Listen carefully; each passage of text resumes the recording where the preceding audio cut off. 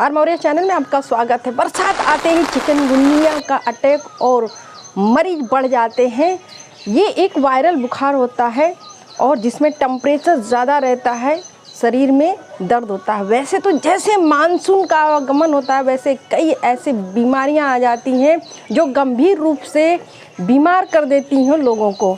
Zika है, dengue है और ये चिकनगुनिया है। ये तीनों बीमारियां एक ही मच्छर से होते हैं और ये मच्छर होता है मादा एडिस एजिप्सी और मादा एल्बोपिक्टस।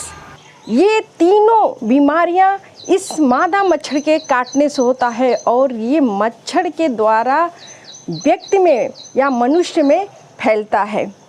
ये कोई इस तरह की बीमारी नहीं है जिसका टीकाकरण किया जाए। इसमें अभी तक कोई टीका नहीं किया जाता, बल्कि इससे बचाव किया जाता है।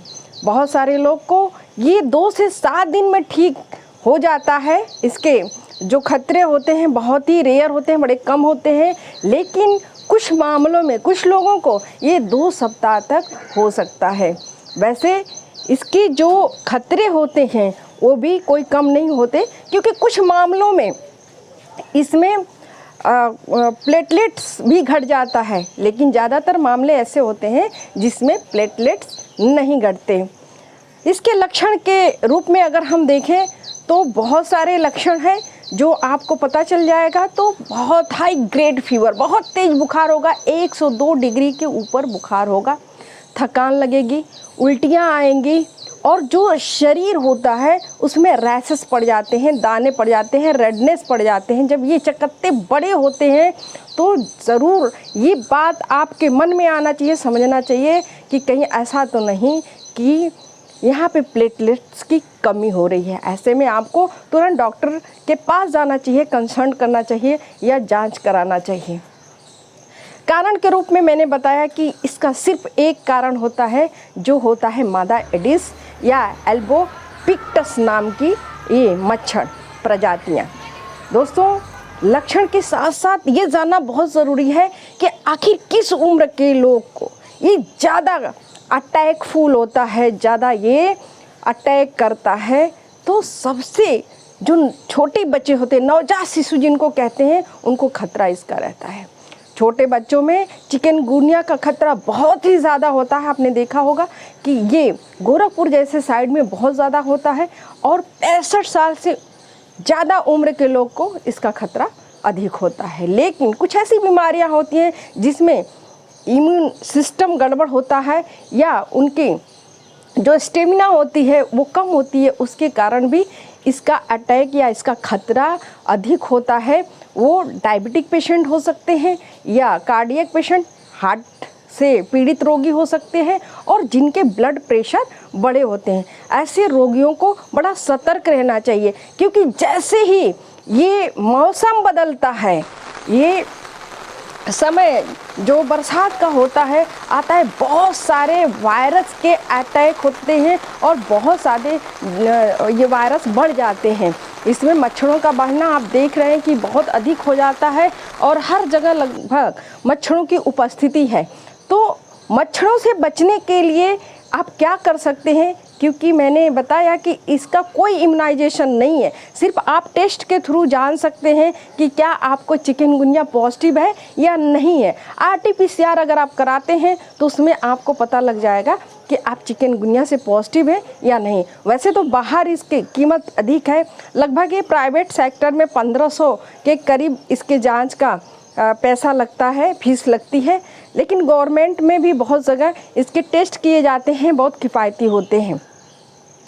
अब बचने का जो मेन कारण है या कैसे बचा जाए, इसको जानना अति आवश्यक है। तो पहली चीज़ होती है कि आप मच्छरों से बचते रहिए। अपने घर में सोते समय मच्छरदानी लगाइए। अपने इर्द गिर्द या ज़्यादातर लोग कूलर में भी पानी छोड़ दिए हैं, तो प्लीज़ आप अपने कूलर के पानी को बाहर कर दें, ड्रेन कर दें।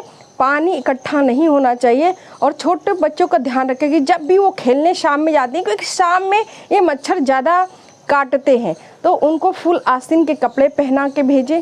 उनको अच्छी तरह से सारी व्यवस्थाएं करके भेजें। और अभी तो बहुत सारी चीज़ें ऐसी भी आ चुकी है, जैसे क्रीम फॉर्म में आया है मॉस्किटो, तो मॉस्किटो का अगर वो लेप लगा कर जाते हैं तो उससे भी मच्छर नहीं काटते। वैसे घर में या आप गांव में रहते हैं तो आपको कोई क्रीम खरीदने की ज़रूरत नहीं है, आप नीम की पत्तियों से स्नान कर लें या शाम के समय नीम की पत्तियों का थोड़ा सा धुआं कर लें तो वहाँ पर मच्छर के अटैक कम हो जाते हैं। और आप अपने आप को बचा कर रखें, ज़्यादातर जो भीगना होता है इससे भी बचाएं, क्योंकि वायरल फीवर जैसे आता है तो व्यक्ति कमज़ोर हो जाता है, उस समय इनका अटैक और बढ़ जाता है। जैसे आपका इम्यून सिस्टम बेस्ट होता है तो इनके काटने से भी आप बहुत ज़्यादा प्रभावित नहीं होते, क्योंकि मच्छर तो सबको काटता है, लेकिन ज़रूरी नहीं हर काटा हुआ मच्छर हर व्यक्ति बीमार हो, क्योंकि जिसका स्टेमिना इम्यूनो पावर जिनका स्ट्रांग होता है उनको जल्दी ये प्रॉब्लम, ये खतरे नहीं होते हैं। तो दोस्तों मैं समझती हूँ कि आप चिकनगुनिया के बारे में अच्छी तरह से समझ गए होंगे, इसके बचाव के बारे में समझ गए होंगे, और इसमें अगर हाई ग्रेड फीवर है तो आप परेशान भी होते होंगे। अब इसको तो कैसे बचाया जाए, लेकिन अगर हो गया है तो ट्रीटमेंट क्या किया जाए। तो दोस्तों सबसे ज़रूरी जो बात है कि इसमें हाई ग्रेड फीवर होता है, बहुत तेज़ बुखार होता है, बुखार की वजह से शरीर बिल्कुल लाल दिखती है, शरीर लाल है या चकत्ते हैं दोनों में फ़र्क है। तो कोल्ड स्पंजिंग, आप ठंडे पानी या बर्फ़ से पूरे सर पैर हाथ पे आप एक लेप लगाएं, अप्लाई करें वहाँ पे।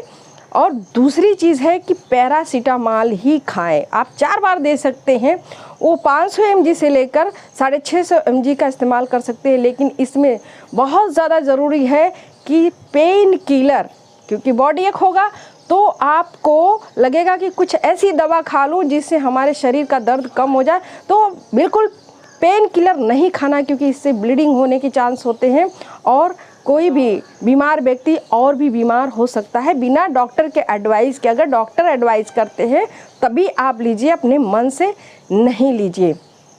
पैरासीटामॉल आप घर में इस्तेमाल कर सकते हैं, क्योंकि इसका कोई साइड इफ़ेक्ट नहीं होता और आप ठीक हो सकते हैं। दोस्तों मुझे उम्मीद है कि चिकनगुनिया नाम से बहुत लोग परेशान होते हैं, भयभीत होते हैं, तो भयभीत होने की ज़रूरत नहीं है, क्योंकि मौसम चल रहा है उसका।